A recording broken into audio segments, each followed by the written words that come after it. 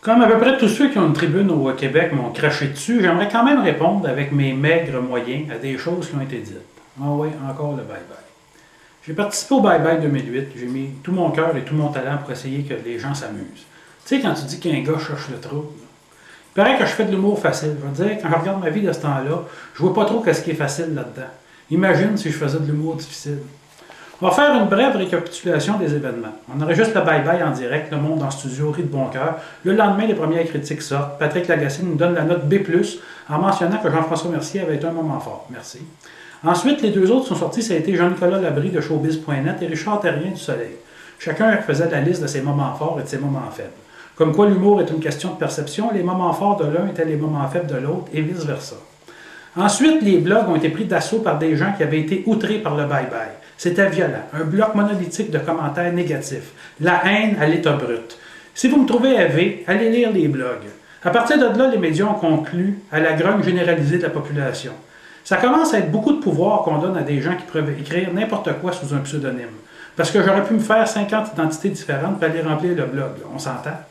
Pendant ce temps-là, la bonne nouvelle GM à TVA, c'était que l'aide humanitaire pour l'ouragan, qui avait eu lieu 4 ans auparavant, venait d'arriver à Haïti. Ça, imagine-toi, c'était une bonne nouvelle, et ça, il n'y avait pas personne pour s'en scandaliser. 1 heure et demie de blagues à la télé qui se voulaient divertissantes et qui ont diverti beaucoup de monde, ça, c'était scandaleux.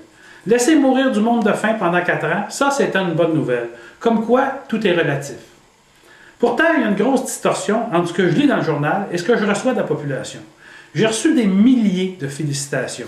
C'est sûr qu'on ne fera pas un référendum là-dessus, mais moi, ce que je perçois, c'est qu'une majorité de personnes ont aimé le bye-bye. Moi, ce que je reçois, c'est que si on n'avait pas fait l'erreur de jugement des gags sur Nathalie Simard, et si on n'avait pas fait le sketch sur Denis Lévesque, on aurait fait un bye-bye comme les autres. Beaucoup de gens qui auraient aimé, et beaucoup de gens qui n'auraient pas aimé, comme tous les bye-bye. Mais ça, j'ai pas cette résonance-là quand j'ouvre le journal. C'est bizarre parce que l'information, ça serait supposé être le reflet de la réalité. Je comprends très bien que ma démarche artistique peut heurter des sensibilités. Souvent, je montre des choses qui existent, mais que les gens préfèrent pas voir. En plus, je ne le fais pas tout en douceur. On pensait dans le bye-bye offrir une large palette d'humour et de variété pour faire plaisir à tout le monde.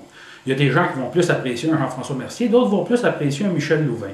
Tout le monde va être content. Oh, grosse erreur. Parce que même si le segment Jean-François Mercier est sans l'ombre d'un doute un de celui qui a le plus marché en studio, les rires des spectateurs m'en sont témoins, ceux qui n'aiment pas ce type d'humour ne tolèrent pas que ceux qui aiment ça le consomment. Je voudrais quand même répondre à mes détracteurs. Quand les gens rient, ce ne sont pas parce qu'ils sont épais ou qu'ils sont racistes ou mauvais. C'est parce qu'ils comprennent le sens de ma démarche artistique, qui, je suis le premier à l'admettre, peut être rebutante de prime abord. Arrêtez de traiter les gens de caves parce que vous êtes trop imbus de vous-même pour faire l'effort d'aller comprendre pourquoi les gens rient. Dans la vie, 90% des gens sont des agents de conformité et 10% sont des agents de diversité. C'est bien que ça soit ainsi parce que trop de diversité, la société tomberait dans le chaos, et sans diversité, la société évoluerait plus. Je suis un agent de diversité, et bien que ma démarche artistique semble peu apodictique pour certains, elle oblige les gens à se questionner. Par contre, c'est normal que je sois traité en paria et en marge de cette société qui me juge menaçant à la conformité ambiante. Et là, on arrive à la fameuse ligne sur le Canada anglais qui me permet maintenant de me faire engueuler dans les 2 langues officielles qui, en passant, si les médias s'étaient pas acharnés à couler le bye-bye jour après jour, elle aurait sûrement passé dans le beurre. Mais là, c'est sûr, en montrant les affaires à répétition, puis en créant un faux scandale, ça a attiré l'attention des médias anglophones qui se sont à leur tour scandalisés. Je vous répète la blague pour qu'on l'aille dans la tête. Louis Morissette me dit « Moi, ce qui m'a surpris cette année, c'est le premier ministre Harper qui a été accusé d'avoir plagié ses discours. » Et moi, de lui rétorquer « Moi, ce qui m'a étonné, c'est que le monde était surpris. C'est sûr que tu as l'impression d'avoir déjà entendu ça quelque part. Ça fait 3 ans que c'est le même cave qui nous ramène des idées politiques des années 60. Lâchez pas ma gang de consanguins du Canada anglais, puis continuez de la réélire votre lobotomie sur 2 pattes de Stephen Harper, puis dans une couple d'années, quand votre femme sèche n'aura plus le droit de voter, puis que ça va être légal d'abattre vos enfants parce qu'ils ont fumé du pot, vous viendrez cogner à la porte du Québec en nous disant « Harper a voté une loi pour qu'on fasse cuire tous nos immigrants, mais là, on n'a plus de dépanneur, on peut-tu revenir au Québec, puis on vous laisse pas rentrer. Même si vous avez du sable bitumineux plein de cul, on va vous laisser de l'autre bord de la rivière Outaouais, avec votre Toronto, votre Winnipeg, puis toutes vos hosties de villes plates, où ce que les bars ferment à 4 heures de l'après-midi, puis où ce que les filles ne couchent pas avant le mariage, ni après, d'ailleurs. Ça a été le plus gros rire de la soirée. Moi, je me suis toujours senti à l'aise de la faire, cette blague-là, parce que j'ai absolument rien contre les Canadiens anglais, même que je les trouve plutôt sympathiques. Je pense que la plupart des Québécois sont comme moi. Pourquoi les gens rient? C'est pas parce qu'ils haïssent les Canadiens anglais, non. C'est parce qu'il existe une rivalité entre les Québécois et les Canadiens anglais. Ce qui fait rire le monde, c'est que c'est clairement une exagération. Ça n'a plus de sens commun. C'est tellement gros ce que je dis, c'est tellement disproportionné que c'est clair que c'est une caricature et le public est galvanisé par l'énergie et l'agressivité que je déploie qui est beaucoup trop grosse par rapport à la réelle rivalité qui existe avec le Canada anglais. C'est ça qui est drôle. C'est parce que c'est clairement une caricature que les gens se sentent à l'aise de rire. C'est le personnage du gros cave qui dit ça. C'est clair que c'est une blague, que c'est pas la même chose que du Don Cherry qui lui tient un propos éditorial sur les Québécois. C'est pas des farces qu'il fait, puis ça ne l'a jamais empêché d'être en nomination pour Canadian of the Year. Là où je trouve plus ça drôle, c'est quand je sens du mépris. Mais dans ma ligne sur le Canada anglais, je me sentais très à l'aise de la faire parce que justement, il n'y en avait pas de mépris. En plus, c'est un bel exemple de blague qui contient un second degré. Elle est drôle comme ça, puis arrêtez de dire que c'était pas drôle, le monde était crampé. Vous l'avez vu comme moi, ce bout-là a tellement passé souvent en loupe à TVA que le bye-bye a quasiment plus joué à TVA que sur Radio-Canada. Ce que cette blague-là dit au second degré, c'est sûr que c'est une caricature. Là. Harper, il ne votera pas une loi pour faire cuire tous les immigrants. Je niaisais. Mais n'empêche, faites attention, parce qu'en élisant un gouvernement de droite, ils ont souvent tendance à prétexter, pour offrir plus de justice, de réduire les libertés individuelles. Ça, c'est le second degré. Mais ça, il n'y a pas un journaliste, j'imagine, trop occupé à faire du spectacle, à créer des faux scandales qui l'a remarqué. C'est tellement plus facile de dire que je suis un cave. Les accusations de racisme, maintenant. François Havard, qui supervisait l'écriture du Bye-Bye, a une sœur noire. Il a fait de l'aide humanitaire au Darfour.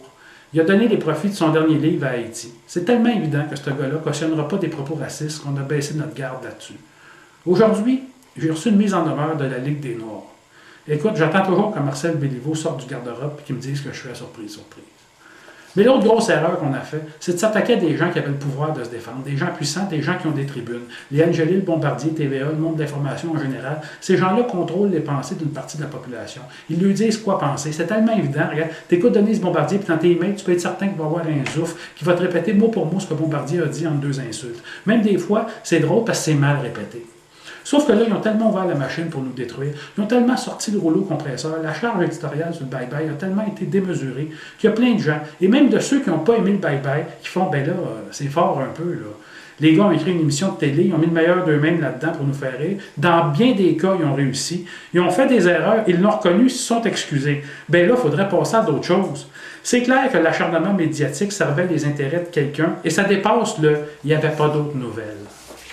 Ils nous ont même sorti René Angélil. On a fait un sketch sur lui où on dit qu'il veut tout contrôler. Il est aux États-Unis puis il pète sa coche dans le Journal de Montréal. Il nous traite d'imbéciles. Il demande la tête de la directrice de la programmation de Radio-Canada. C'est un peu ironique. En faisant ça, il vient de nous donner raison. Même quand il est aux États-Unis, il veut tout contrôler ce qui se passe ici. Il y a des gens qui m'ont dit que le bye-bye allait nous donner l'occasion de faire une réflexion sur l'humour. Moi, j'espère plutôt que le bye-bye va nous donner l'occasion de faire une réflexion sur l'information et sur le monde médiatique, parce qu'ils nous ont donné la preuve qu'on ne peut plus les croire. Les journalistes ne rapportent plus les événements, ils les créent.